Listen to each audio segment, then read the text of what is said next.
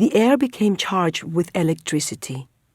Cortés had chosen to sit facing the entrance of the bathhouse, with his back to the adobe wall.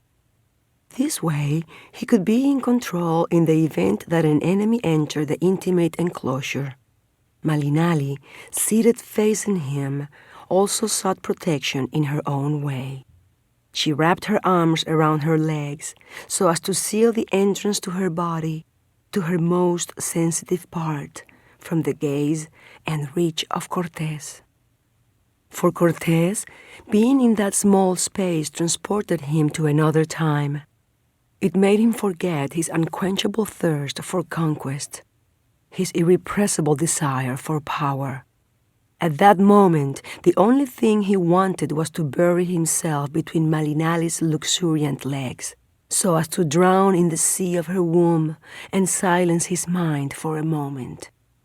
That immense longing, that intense need to merge with Malinali scared him, for he felt as if he could lose control and give himself for the first time to someone else. He was terrified to lose himself in her and forget the purpose of his life. So instead of taking her, he broke the annoying silence.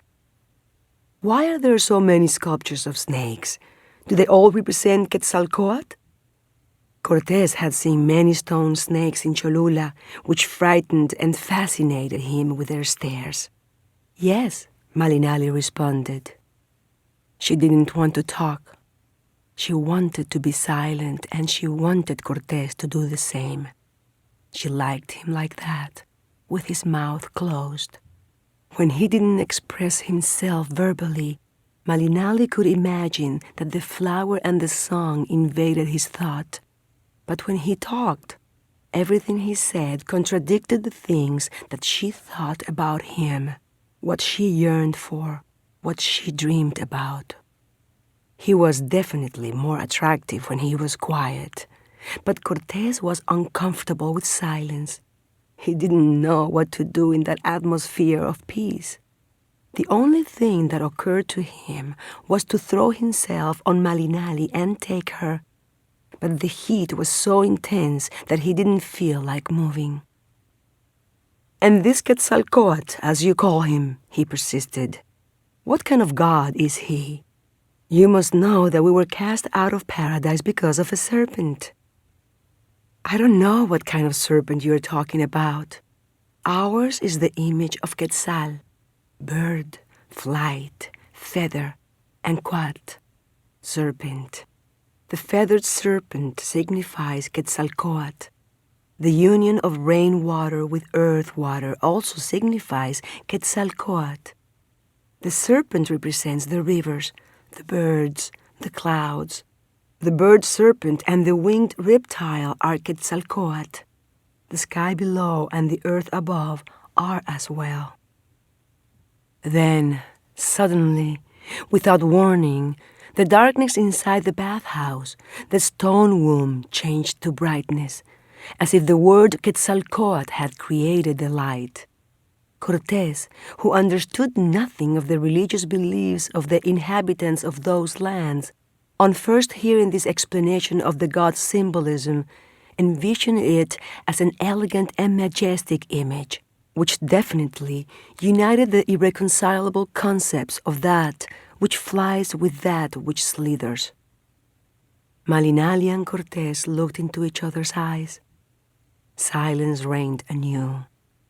The gaze of one penetrated the other, and immersed in that intimate space, they both experienced a memory of something already lived in another part of time.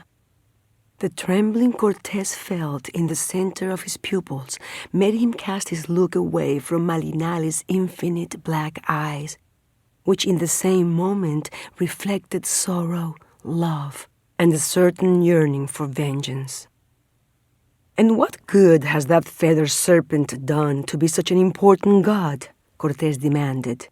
"Because in the ugly manner in which you depict him, he seems more like a devil than a god." Malinali, who well knew that the only way to keep Cortés quiet was not to give him a chance to talk, interrupted him brimming with passion, and responded. At first, she said, mankind was scattered throughout the universe. We were dust that floated where the wind is nothing, where water is nothing, where fire is nothing, where nothing is earth, where scattered mankind is nothing, where nothing is nothing. Quetzalcoatl united us, gave us form, made us. From the stars he made our eyes. From the silence of his being he brought forth our understanding and blew it in our ear.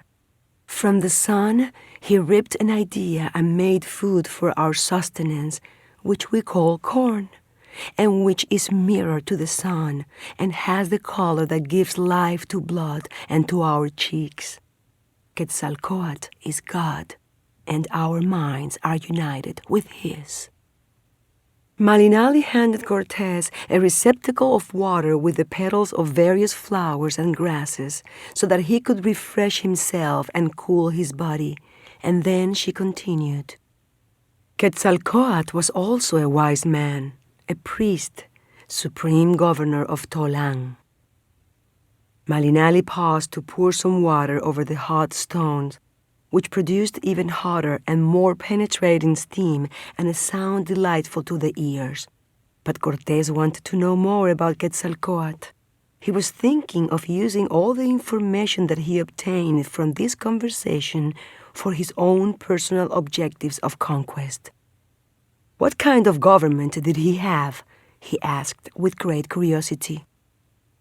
During Quetzalcoatl's regime, Tolan was swollen with greatness. Jade, coral, and turquoise adorned the world.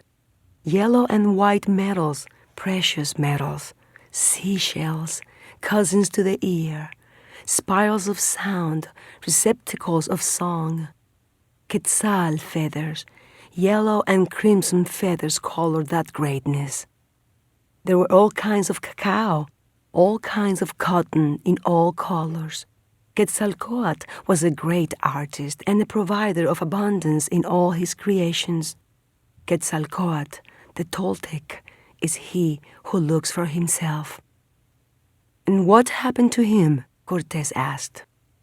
At a certain point in his life, he stopped searching for himself in everything that exists and gave in to temptations, or as you would say, he sinned and later fled. Did he steal? Did he murder? Cortés asked, more interested by the moment. No, he was deceived by a sorcerer who changed his destiny. It was Tezcatlipoca, a sorcerer, his brother and the shadow to his light, who one day put a black, deceitful mirror before his eyes. And when Quetzalcoatl looked into it, he saw a deformed face, with giant ears and sunken eyes. He saw the mask of his false identity, his dark side, and he was disturbed by the reflection and frightened by his own face. Right afterward, he was invited to drink pulque, which made him intoxicated and frenzied. While drunk, he asked for his sister Quetzalpétatl to be brought before him, and with her he drank more still. Completely inebriated, the siblings were overcome with desire, and it was then that they lay down together, driving each other crazy with caresses, making their bodies madly collide with each other, touching and kissing each other till they fell asleep. At dawn, when Quetzalcoatl had regained his consciousness, he wept and set off for the east, toward the place where you arrived, and boarded a raft made of serpents. He went to the black and red land of Tolan to find himself again, and afterward set himself on fire. By chance, just at that moment, a drop of Cortés's sweat slid past the exact spot where he had been bitten by the scorpion, and he remembered the hallucination of the serpent. He felt thirsty and asked if he could have some water.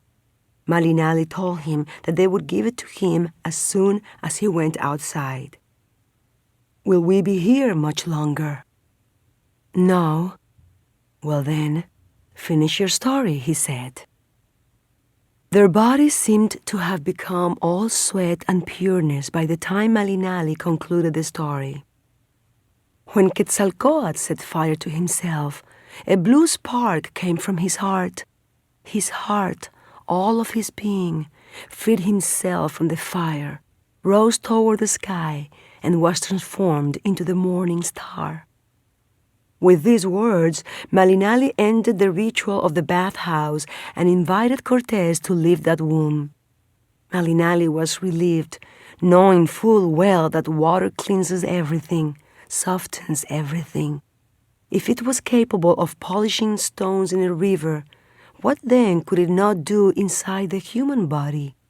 Water could utterly purify and brighten even the hardest of hearts.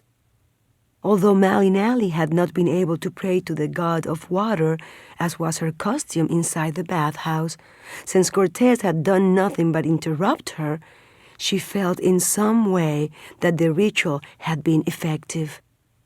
She watched Cortés emerge from the bathhouse purified, reborn, changed.